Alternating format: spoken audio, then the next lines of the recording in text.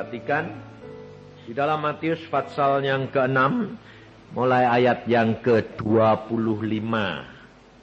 Karena itu aku berkata kepadamu, janganlah khawatir akan hidupmu, akan apa yang hendak kamu makan atau minum, dan janganlah khawatir pula akan tubuhmu, akan apa yang hendak kamu pakai.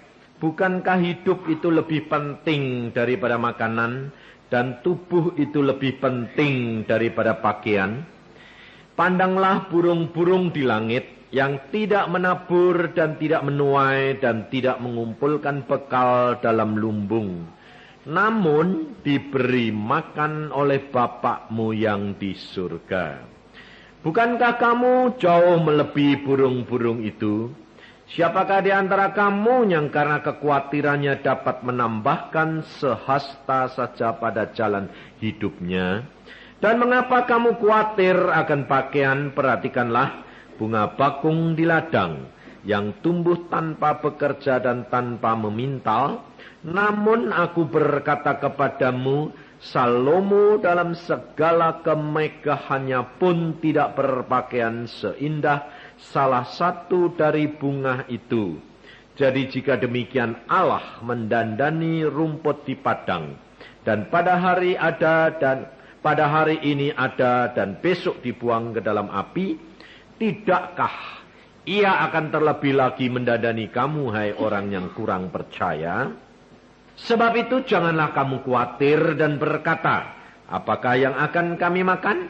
Dan apakah yang akan kami minum? Apakah yang akan kami pakai? Semua itu dicari bangsa-bangsa yang tidak mengenal Allah. Akan tetapi Bapakmu yang di surga tahu bahwa kamu memerlukan semuanya itu. Tetapi carilah dahulu kerajaan Allah dan kebenarannya, maka semuanya itu akan ditambahkan kepadamu. Sebab itu janganlah kamu khawatir akan hari besok. Karena hari besok mempunyai kesusahannya sendiri. Kesusahan sehari cukuplah untuk sehari. Saudara, firman Tuhan ini kalau diterapkan di Indonesia sekarang, kira-kira sudah cocok atau belum? Saya yakin, saudara, Indonesia sekarang ini tekstil itu murah, betul enggak? Hah? Makanan cukup murah, betul enggak? Jadi kalau untuk makan dan pakai, saya yakin untuk kita ini di sini yang dengar firman Tuhan ini enggak menjadi masalah lagi, betul enggak? Loh, saya tanya, saudara sekarang ini ada yang enggak makan enggak? Enggak dong? Enggak. Nah, nyatanya cukup gendut-gendut toh. Nah. Jadi enggak ada masalah. Tapi mengapa firman Tuhan ini hari ini justru perkara makan dan pakaian? Kenapa, saudara? Bukan perkara makan dan pakaian.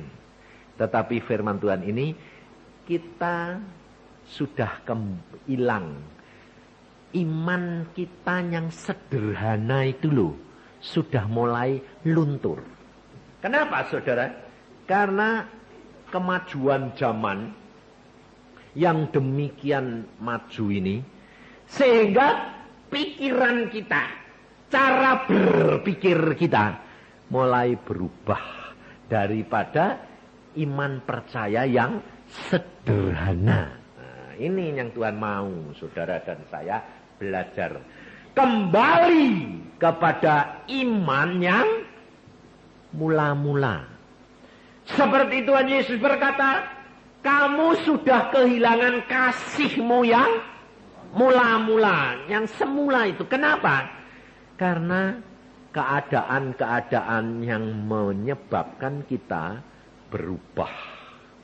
Contohnya, saudara, kalau zaman sekarang ini sudah demikian maju, barang di mana-mana dikasih kredit, ya lah, bank di mana-mana buka. Nah, bank itu untungnya dari mana? Kalau tidak ada orang pinjem. Betul, nah? Jadi kredit di mana-mana. Nah, sekarang barang banyak di mana-mana.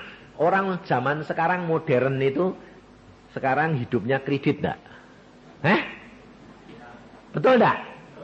Nah, lalu saudara cari kreditan atau saudara didatangi tukang kredit? Zaman maju, bank bersaing, orang cari nasabah. Sekarang saudara dulu cari barang pergi ke kota susah. Sekarang barangnya nyari saudara. Betul lah? Nah, sekarang otomatis cara berpikir saudara dirubah enggak? Gajiku berapa? 100.000 atau 50.000 atau 20.000. Nah, buat makan berapa? Wah, wong sebulan cuma bayarnya 1.000. Bisa, gitu dah. Nah, itu terus terang. Saudara mulai butuh sepeda motor, butuh sepeda, lalu mulai minta sama Tuhan atau mulai mikir pendapatanmu? Imanmu mulai luntur enggak? Kalau dulu barang susah, mau minta apa-apa Tuhan. Wong gaji enggak cukup, loh, enggak ada, ya ada kerjaan susah. Nah, sekarang sudah punya kerjaan, ditawarin barang, loh. Sekarang ini kalau kepengen barang, pikirannya yang jalan atau imannya yang jalan? Wah, jadi tambah modern, tambah kehilangan iman yang semula, saudara. Saya pada waktu dikasih firman Tuhan ini, saya bilang, Tuhan, ini di gereja ini yang dibutuhkan apa, jemaatmu apa, aku tidak tahu Tuhan. Tuhan bilang apa? Kan jemaat di sini itu sederhana, loh, betul nggak? Loh, saudara ini kalau dibandingkan sama jemaat yang di kota itu yang mentereng-mentereng dulu, beda enggak? Timur, Bapak Pendeta bilang, oh di timur, beda. Tapi saudara, kita secara tidak sadar, sudah mulai berubah pikiran. Iman kita mulai hilang. Kenapa? Karena saudara tidak sadar hanyut dengan perkembangan zaman. Dan Tuhan mengatakan, ajar mereka kembali kepada iman yang mula-mula. Sebab kekristenan itu sebetulnya, saudara, hidup kekristenan itu hidup yang sangat sederhana dengan Tuhan. Bukan sederhana lalu gini, oh Pak, jadi tidak boleh enak-enak Pak, tidak boleh mewah Pak. Oh, siapa bilang tidak boleh? Wong Tuhan berkata langit bumi itu milikmu, betul tidak? Kita boleh menikmati, tapi yang penting Tuhan tuh mau jangan kehilangan iman yang sederhana, yang mula-mula itu, saudara. Karena kita kerap kali tidak menyadari bahwa hidup ini Tuhan sudah ngajar. Sebetulnya kekristenan itu gampang sekali. Yang bikin susah itu perkembangan zaman, teknologi ini yang menyebabkan kita berpikir, kita dipaksa masuk situ. Sehingga apa? Tidak sadar kita hanyut. Nanti kalau sudah menghadapi masalah, baru sadar. Loh, kok sudah kecemplung lagi? Nah, gembor-gembor. Saudara tidak sadar, saudara sudah hanyut. Wah, kepengen sepeda sebulan cuma 10.000 kok. Oh, murah. Tidak tahunya saudara gajimu 50.000. Perusahaannya tahu-tahu kebakaran, bangkrut. Nah, kamu di PHK. Kalau sudah itu tukangnya kredit datang, waduh, PHK. Mulai bingung nah. Kalau sudah bingung gitu, gembor-gembor sama siapa? Aduh Tuhan. Loh, lalu Tuhan bilang, "Loh Lang, kamu pada waktu kredit yang tanya janda. Kamu mikir dewek, kamu cari jalan dewek, sekarang kesusahan kok gembor-gembor Tuhan, Tuhan." Loh, lalu Tuhan ini bilang apa? Kamu kalau tidak diajar itu tidak kapok ya, rasain lu. Baru minta ampun. Karena apa saudara? saudara lupa kehilangan kasih dan imanmu yang mula-mula. Maka dari itu kita harus kembali. Nah, iman yang mula-mula itu yang bagaimana? Saudara, ini perlu dikaji kembali karena apa? Sudah luntur, sudah lupa. Karena perkembangan zaman. Maka dari itu saudara perhatikan. Tuhan Yesus selalu berkata di dalam ayat yang ke-33 ini, carilah dahulu kerajaan Allah dan kebenarannya, maka semuanya itu akan ditambahkan kepadamu. Sebab itu janganlah kamu khawatir akan hari besok, karena hari besok mempunyai kesusahannya sendiri. Kesusahan sehari cukuplah untuk sehari. Loh, sebetulnya Tuhan ini bicara ini sebetulnya perkara makan minum atau perkara hari esok? Hari esok, saudara. Dan hari esok itu karena apa? Bukan perkara makan dan minum lagi, tetapi perkara yang engkau dan saya sudah kehilangan iman ini loh. Karena banyak orang sudah hanyut dengan perkembangan dunia ini sehingga kehilangan iman. Dan dia harus menghadapi kenyataan demi kenyataan. Dan dia tidak akan mendapatkan apa yang ditakutkan itu. Supaya dia dapat mengatasi ketakutan. Itu tidak akan dapat kalau saudara kehilangan iman yang mula-mula. Kehidupan kekristenan saudara. Kalau kita lihat di dalam Roma. Coba kita lihat di dalam Roma. Pasal yang ke-14. Tuhan berkata perkara kerajaan surga ini. Mengapa Tuhan pesan ini saudara? Karena kita harus benar-benar kembali kepada iman kita yang sederhana dan mula-mula itu. Roma 14 ayat yang ke-17.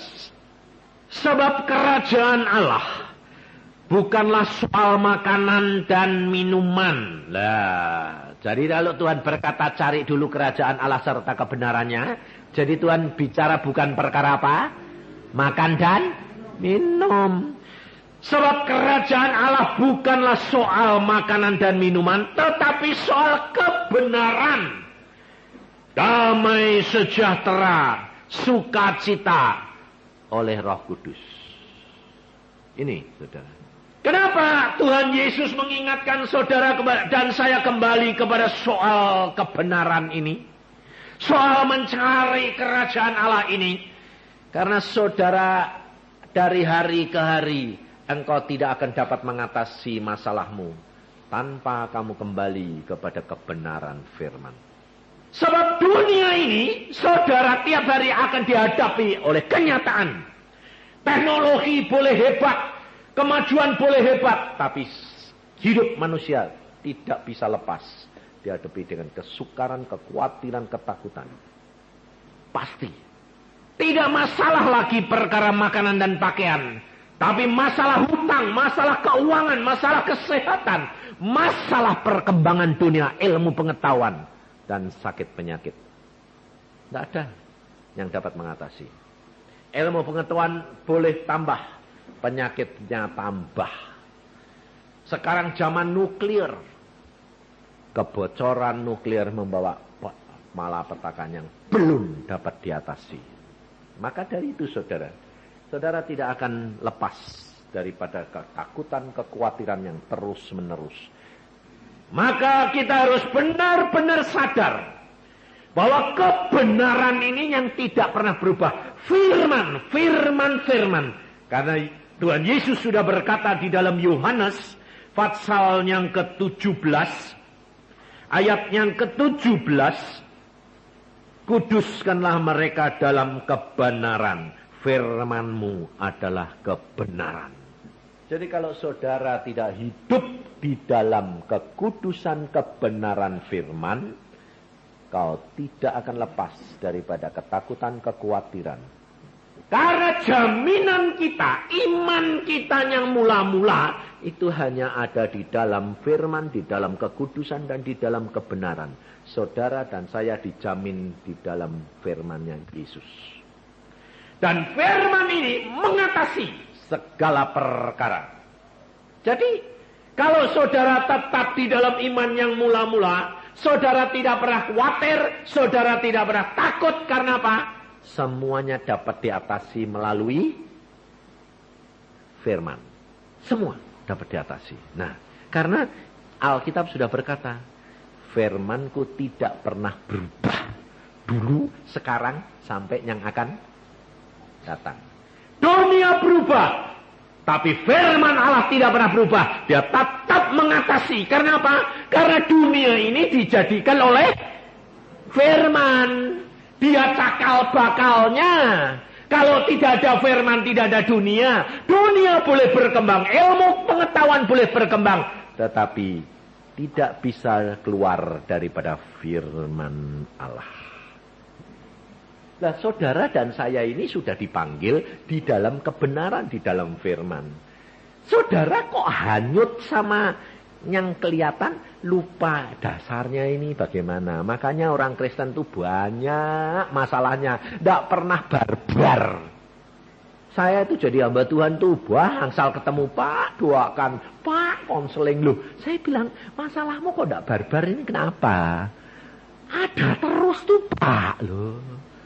Loh, padahal kamu tahu enggak bahwa segala sesuatu itu dimulai dari firman? Iya, tapi loh, lupa Pak.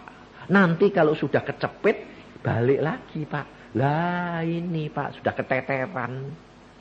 Utangnya sudah banyak, bayarnya susah. Ini loh saudara. Maka dari itu Tuhan Yesus ingatkan kamu. Cari dulu kerajaan surga serta kebenarannya. Firman, firman, firman, firman. Jangan keluar dari dia. Nah, apa maksudnya Tuhan? Maksudnya Tuhan itu sebetulnya sederhana, saudara. Hatimu ini harus dijaga. Bahwa engkau harus sadar bahwa Roh Kudus sudah diberikan. Dan engkau tinggal bersama dengan dia. Bahwa segala sesuatu itu harus konsultasi, berbicara, dan meminta izin karena dialah sumber segala-galanya. Loh, sebetulnya gampang enggak? Sebetulnya gampang, tapi saudara enggak mau latihan. Kenapa Tuhan Yesus membicarakan perkara ini seperti perkara makan dan minum? Karena sebetulnya saudara itu dituntut oleh Tuhan. Seperti kamu sekarang ini loh, makanan tidak pernah kamu pikirkan lagi, pakaian tidak pernah pikir lagi. Karena apa? Semuanya gampang dan murah. Itu yang Tuhan mau. Karena Alkitab berkata, barang siapa setia dalam perkara yang kecil, dia diberi tanggung jawab yang besar loh. Kalau saudara bisa punya iman, punya percaya yang sederhana seperti itu yang Tuhan mau. Contohnya, saudara, mari kita lihat di dalam perjanjian lama, di dalam 2 Raja-Raja. Supaya kita tahu, saudara, bahwa dari zaman dulu sampai sekarang pun tetap sama masalah itu. Di dalam 2 Raja-Raja pasal yang kelima, mulai ayat pertama, Naaman, panglima Raja Aram, adalah seorang terpandang di hadapan tuannya dan sangat disayangi, sebab oleh dia Tuhan. Loh, ini Naaman ini orang Aram loh, saudara. Bukan orang Israel, bukan orang Yahudi. Ini orang Aram. Nah, coba saudara perhatikan. Dia dihormati, dia terpandang, dia diangkat jadi jenderal, sebab oleh dia Tuhan telah memberikan kemenangan kepada orang Aram. Tetapi orang itu seorang pahlawan tentara sakit kusta. Nah, sekarang jenderal Naaman ini kurang apa? Uangnya banyak enggak? Kaya enggak? Pegawainya banyak enggak? Hah? Cuma satu kekurangannya dia punya sakit apa? Nah, zaman sekarang sakit kusta itu bisa diobati, bisa dioperasi. Zaman dulu enggak ada obatnya. Nah, kalau zaman dulu penyakit kusta itu enggak ada obatnya, Zaman sekarang sakit kanker ada obatnya enggak? Hah? Enggak ada. Nah, bedanya apa? Kalau zaman sekarang orang bilang kanker gitu, sudah terus nempel ada sini terus kanker, malah cepat mati tidak? Hah? Duitnya banyak, segalanya banyak, tapi ketakutannya di sini nih lebih cepat mati tidak orang itu? Nah, sama dengan Naaman. Nah, dia sakit kusta, dia tidak ada jalan lain. Jenderal, kalau dia lewat orang lain bilang, nyembah semuanya. Tapi dia sendiri rasanya apa? Nyembah, aku diangkat-angkat. Bentar lagi, mati. Kanker. Nah, saudara, tidak ada artinya, saudara. Tetapi Alkitab di sini berkata, orang yang model kayak gitu, ditulungi Tuhan terus tidak? Loh, di sini dia. Tetapi oleh dia Tuhan telah memberikan kemenangan. Berarti orang ini disayang Tuhan tidak? Nah, sekarang saya tanya, saudara ini disayang Tuhan tidak? Sayang. Punya takut, punya khawatir kayak Naaman tidak? Punya. Nah, apa bedanya kamu sama Naaman? Ini loh. Kenapa? Saudara disuruh belajar dari Naaman. Dia sudah putus asa, tidak ada jalan keluar. Saudara dan saya disuruh punya iman sederhana. Loh, ayat 2. Orang Aram pernah keluar bergerombol dan membawa tawanan seorang anak perempuan dari negeri Israel. Ia menjadi pelayan pada istri Naaman. Berkatalah gadis itu kepada nyonyahnya, sekiranya tuanku menghadap nabi yang di Samaria itu, maka tentulah nabi itu akan menyembuhkan dia dari penyakitnya. Lalu pergilah Naaman memberitahukan kepada tuannya, raja. Katanya, beginilah dikatakan oleh gadis yang dari negeri Israel itu. Maka jawab Raja Aram, baik, pergilah. Aku akan mengirim surat kepada Raja Israel. Loh, saudara perhatikan. Mana ada jenderal nurut sama pembantunya. Gadis kecil yang tidak ada artinya, budak beliannya, budaknya, kok dituruti? Kira-kira ada enggak? Nyonyai, tuane nurut sama genduke, ada enggak? Ada. Perempuan seksi. Nah, karena tuane seneng mbek genduke ya toh, mau nurut. Tapi kalau Naaman ini nurut karena seneng atau karena putus asa? Nah, ini loh saudara. Allah menghendaki saudara, kerap kali saudara dipepetke sampai masalahmu itu nyempit kamu, sampai kamu ini sudah gepeng, putus asa, baru bilang apa? Ya wes Tuhan. Nanti kalau sudah kepepet, omongannya orang Kristen apa dituruti. Apa saja. Sana, cari hamba Tuhan dulu. Sana.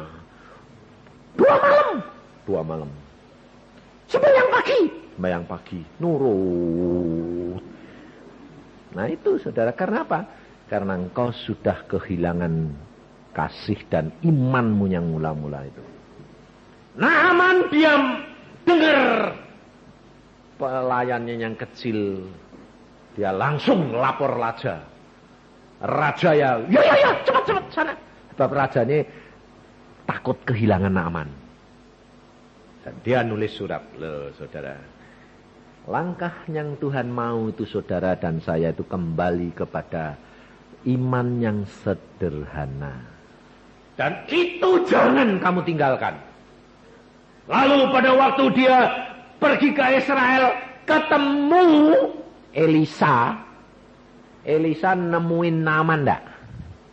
Elisa di dalam kamar, Naaman di luar, disilahkan masuk aja enggak? Kira-kira kalau jenderal diperlakukan gitu itu rasanya kayak apa? Saudara saja kalau cari hamba Tuhan, saudara saja loh budak jenderal, pergi ke rumahnya hamba Tuhan.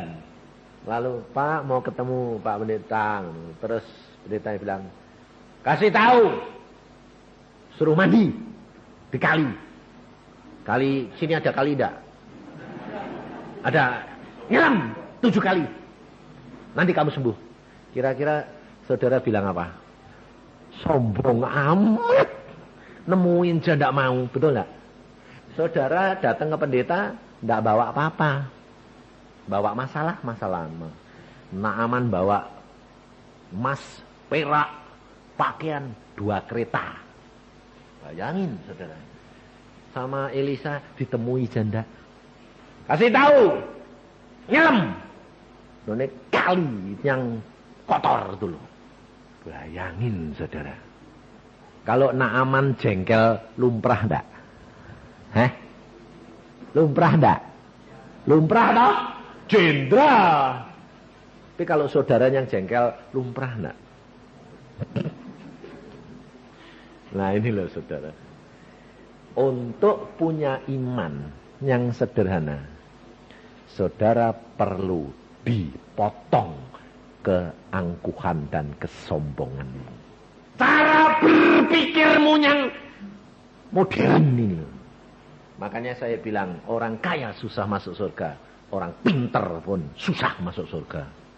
Tapi saudara yang sederhana kepingin jadi pinter. Padahal kamu tahu orang pinter susah masuk surga. Lah mbok yang sederhana sajalah. Wong sederhana itu paling penak. Kok kepinginnya jadi wong pinter? Malah susah masuk surga kan golek penyakit toh. Inilah saudara. Jangan kehilangan iman yang mula-mula.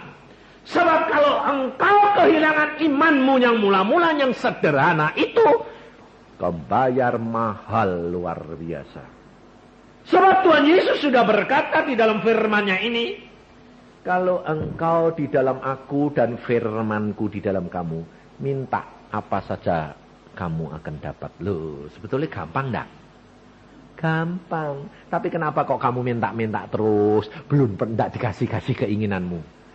Karena kamu enggak kembali kepada iman sederhana. Kepengennya modern. Lah itu. Apa Tuhan itu tidak boleh kamu ningkat? Contohnya, kamu sudah gajinya. Ngerti. Bukan saya bilang tidak boleh. Tapi harus punya iman yang mula-mula. Caranya bagaimana? Tanya dulu Tuhan. Aku kepengen sepeda. Boleh enggak ya Tuhan?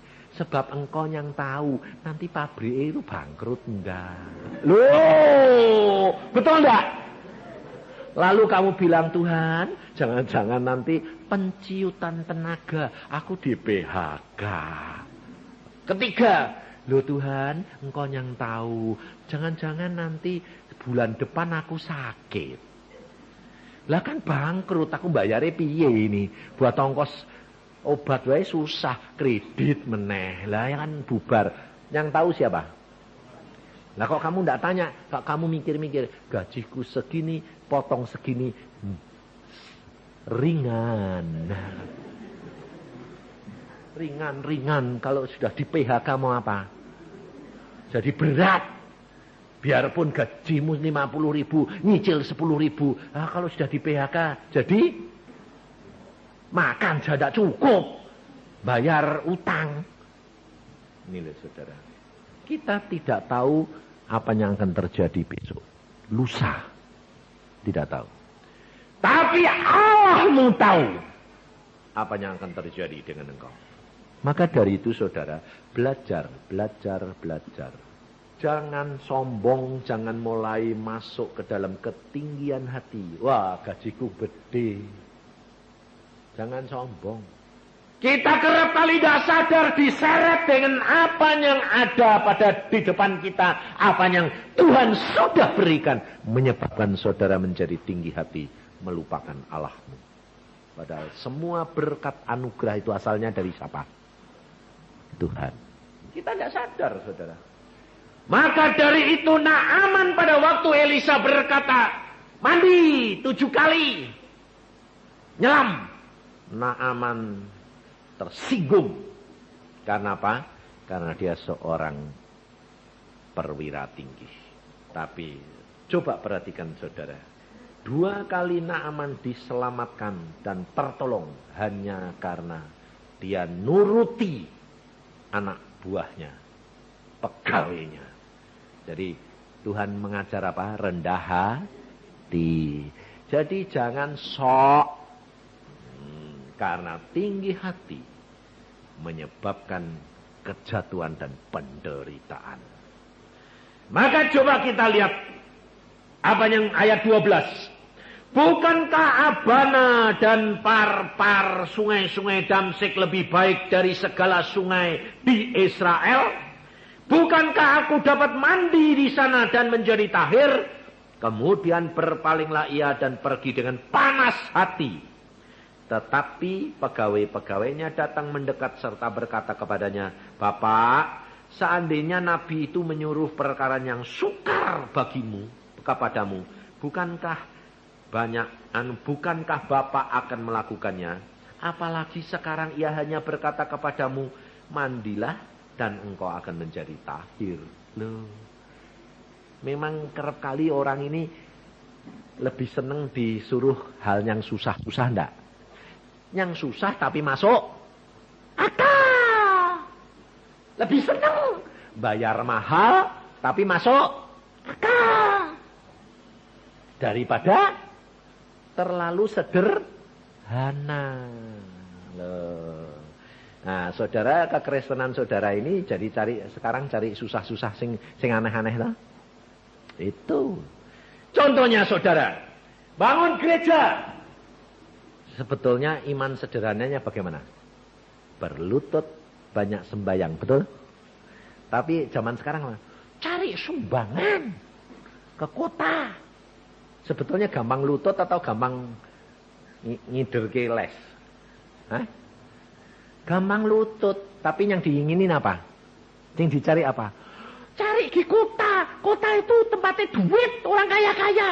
Nodong. Saudara tahu? Banyak orang Kristen kehilangan iman yang sederhana, yang mula-mula. Saya sendiri di belajar Tuhan. Kembali, Tuhan bilang, kembali. Saya bilang, oke Tuhan. Saya orang kota, tapi disuruh belajar seperti orang desa. Tuhan berkata, kamu harus jangan kehilangan iman yang mula-mula. Dan saya mendapatkan semuanya, tidak pernah khawatir, tidak pernah susah. Kenapa? Karena itu kunci kita dari mulai kita bertobat sampai kita masuk kerajaan surga. Karena firman Tuhan berkata, cari dulu kebenaran dan kerajaan Allah dan kebenarannya.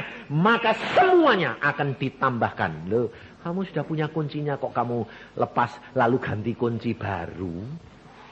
Yang modelnya aneh-aneh. Yang muternya susah. Ngolek penyakit enggak kamu ini. Padahal saudara, kalau Tuhan mau menyediakan itu gampang loh. Sederhana. Tuhan Yesus bilang apa? Kalau kamu mau masuk kerajaan surga, kamu harus seperti anak kecil, gampang. Segala sesuatu itu jangan dipikirin, kemukakan sama bapakmu loh. Saudara tahu, hidup saya dan adik-adik saya juga begitu. Tapi tidak semua adik-adik saya yang hidup mepet sama Tuhan. Enak semua. Nah, salah satu adik saya itu notaris. Dia notaris. Notaris itu cukup kaya enggak? Kaya. Kaya, memang kaya dia. Rumahnya banyak. Tapi dia itu punya iman juga yang sederhana, gampang. Dia anaknya kepengin, mah jalan-jalan ke Australia sih mah. Lalu dia bilang, Tuhan, anakku kepengin ke Australia. Boleh Tuhan. Kalau boleh, ya engkau sediakan biayanya. Caranya bagaimana? Terserah. Kalau Tuhan bilang suruh jual ini, ya tak jual. Kalau Tuhan bilang tidak jual, aku beri ya, Silahkan. Wong aku ini hambamu, aku ini anakmu, aku ini yang minta apa-apa sama kamu loh. Sekarang anak orang kaya. Anaknya minta sama bapaknya kaya. Karena ini anaknya ya anak orang kaya. Jadi punya mainan segala macam, punya barang bagus-bagus. Kira-kira kalau dia mau pergi ke luar kota, bapaknya bilang apa? Bapaknya yang ngasih duit atau dia bilang, jual barangmu. Padahal barangnya anaknya banyak. Tapi tetap dikasih duit loh. Adik saya bilang apa? Tuhan, aku mau jalan-jalan ke Australia. Boleh, kalau boleh bagaimana dapetnya duit. Mau mbok jual tak jual, mau mbok kasih ya biar bagaimana. Saudara tahu apa? Dia baru sembahyang gitu lalu dia ngomong sama saya gini. Aku mau jalan-jalan. Wes sudah punya duit ya? Nah terus tanya Tuhan. Tuhan bilang kalau Tuhan boleh. Belum dijawab belum. Tapi Tuhan pasti biasanya jawab. Diam dia tenang. Diam dia tenang. Diam dia tenang. Ini ada orang kaya raya bukan Kristen. Bukan Kristen. Punya rumah banyak. Lalu dikuasakan dia. Agraria datang kepada dia. Dia bilang, Bu, rumah bapak itu, rumah ini nomor ini, jalan ini nomor ini. Kepotong jalan, Bu. Proyek Pemda. Terus, Pak, ya tinggal semeter kali 10, 2 meter kali 3. Habis, Pak, habis. Wah, lah ini. Wah, banyak, Pak. Beberapa tempat. Ya, Bu. Oh, ya sudah, tak lapor, Pak. Lapor dia sama yang lapor. Ini bukan orang Kristen di luar kota. Pak, orang kaya, jenderal lagi.